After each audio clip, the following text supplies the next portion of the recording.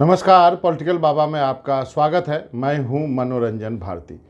आज चर्चा करेंगे कर्नाटक की। कर्नाटक में विधानसभा चुनाव की घोषणा हो चुकी है और वो उसको लेकर के काफ़ी लोगों में उत्साह है और एक तरह से जिज्ञासा भी है।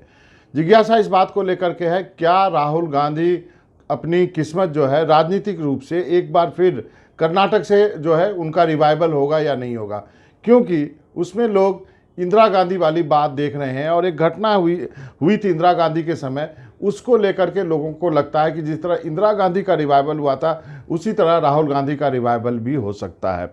घटना जो है इमरजेंसी के बाद की बात है। इंदिरा गांधी जो है यूपी में रायबरेली की सीट हार गई थी। लोकसभा चुनाव में पहली और आखिरी बार इंदिरा गांधी हारी थी और उसके बाद बाई इलेक्शन में जो है उनकी वापसी होती है और वो जाती हैं कर्नाटक।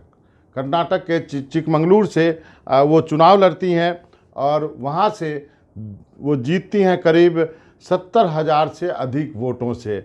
और वहाँ पर लोग जो हैं, अभी भी कर्नाटक के जो पुराने लोग हैं वो इस बात को आपको याद करेंगे, इंदिरम्मा कर के लोग उनको हमेशा से याद करते हैं। तो इसलिए कहा जाता है कि गांधी परिवार को दक्षिण भारत ने कभी निराश नहीं किया। आपको याद होगा, सोनिया गांधी भी जब चुनाव लड़ने की बात हुई थी तो वो पहुंच गई थी बेल्लारी से उन्होंने चुनाव लड़ा, तो और उसके बाद वहाँ से जीत दर्ज की थी जब उनके ऊपर कहा जा रहा था कि फॉरेन ओरिजिन की हैं। और सुषमा स्वराज का वो बयान आपको याद होगा कि यदि सोनिया गांधी प्रधानमंत्री बनती हैं तो वो सिर मुंडवा लेगी वगैरह वगैरह। ये सब चीज़ें इतिहास की बातें हैं और ये सब आपको मालूम होगा। तो अब इंदिरा गांधी और राहुल गांधी के बीच क्या समानता ढूंढी जा रही है। ये कहा जा रहा है कि इंदिरा गांधी को भी उस वक्त जो है हार के बाद 77 के चुनाव में हार के बाद जो है वो अलग थलग पड़ गई थी।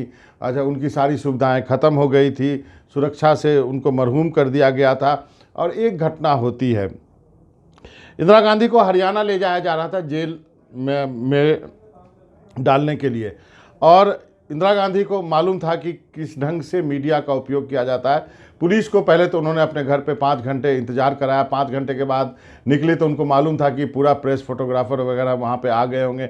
उनकी फ़ोटो छपती है, वो नमस्कार करती हैं, लोग भी जुट गए थे, माला पहनाई जाती है और उसके बाद इंदिरा गांधी का काफ़िला निकलता है दिल्ली से बाहर हरियाणा जाने के लिए।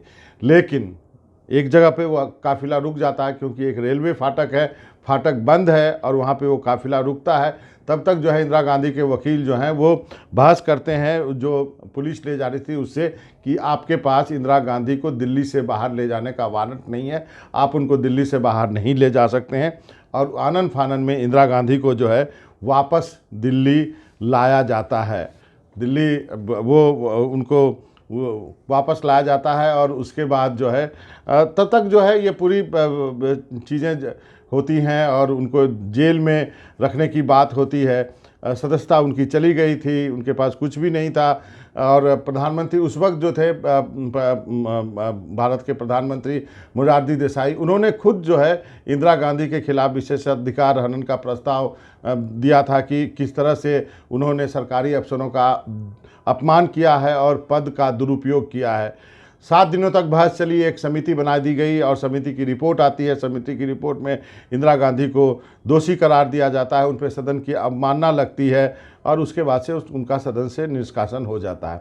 अब आप देखिए कैसे परिस्थिति बदलती है। 3 साल में जनता पार्टी की सरकार खुद गिर जाती है और इंदिरा गांधी की पुनर्वापसी होती है। राहुल के संदर्भ में ये सब बात इसलिए बताना जरूरी है कि कर्नाटक में कोलार में जो उन्होंने भाषण दिया था, जिसके वजह से उनके खिलाफ अवमानना की कार्रवाई हुई, अब उसी कोलार में वो भाषण देने जा रहे हैं और यहाँ पर भी कर्नाटक का चुनाव है। तो कहा जा रहा है क्या कर्नाटक का रिवाइवल जो है कांग्रेस के रिवाइवल के लिए ज़रूरी है, साथ ही गांधी परिवार के रिवाइवल के लिए ज़रूरी है। अब कर्नाटक का जिक्र है तो आपको बता दूं कि कर्नाटक में कांग्रेस जो इस बार काफ़ी ऑर्गेनाइज तरीके से चुनाव लड़ रही है। खुद जो कांग्रेस के अध्यक्ष हैं मल्लिकार्जुन खड़गे साहब, वो कर्नाटक से 9 बार के विधायक रह चुके हैं, वहाँ के गृह मंत्री रह चुके हैं। 3 बार जो है खड़गे साहब चीफ मिनिस्टर बनने से चूक गए थे। 1999 में उस वक्त उनका नाम आया था जब SM कृष्णा मुख्यमंत्री बन गए थे। 2004 में फिर उनका नाम आया था, तब धर्म सिंह मुख्यमंत्री बन गए थे और 2013 में सिद्धारमैया मुख्यमंत्री बन गए थे। लेकिन जो है अब इस बार जो है वो कांग्रेस अध्यक्ष हैं और उनको मालूम है कर्नाटक कैसे जीतना है। सबसे बड़ी बात जो मैंने कही कि कांग्रेस बड़े ऑर्गेनाइज तरीके से कर्नाटक लड़ रही है। उन्होंने कांग्रेस में कभी होता नहीं है कि इतनी जल्दी सीटों की घोषणा कर दी जाए। कांग्रेस आधा से अधिक कर्नाटक की सीटों की घोषणा कर चुकी है। कांग्रेस लोकल मुद्दों पर चुनाव लड़ना चाहती है। उनका फोकस 40% जो है करप्शन का जो कट है वो है, उनके लिए एक मुद्दा है। डीके शिव कुमार और सिद्धारमैया के बीच जो तनाव की बातें थी कि मनमुटाव की बातें, वो अब आनी बंद हो गई है। इसके लिए यहाँ से दिल्ली से रणदीप सुरजेवाला जो कि प्रभारी हैं कर्नाटक के, वो वहीं बैठे हैं।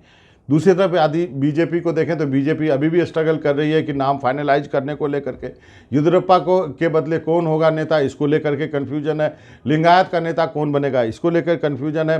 येदियुरप्पा ने घोषणा कर दी है कि वो सिद्धारमैया के खिलाफ अपने बेटे को चुनाव लड़ेंगे।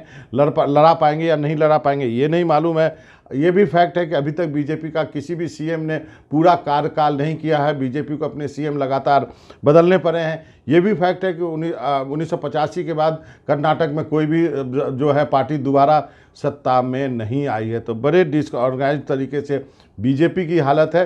अब कांग्रेस की हालत अच्छी दिख रही है, भले कांग्रेस एकजुट होकर लड़े। तो लोग ये कह रहे हैं कि कांग्रेस यदि एकजुट होकर के लड़ती है तो वो एक रिवाइवल होगा और वही कर्नाटक जो है टोन सेट करेगा 2024 के लोकसभा चुनाव के लिए, और राहुल गांधी के लिए एक और रास्ता खोलेगा नेशनल लेवल पर। देखते हैं क्या होता है कर्नाटक चुनाव में।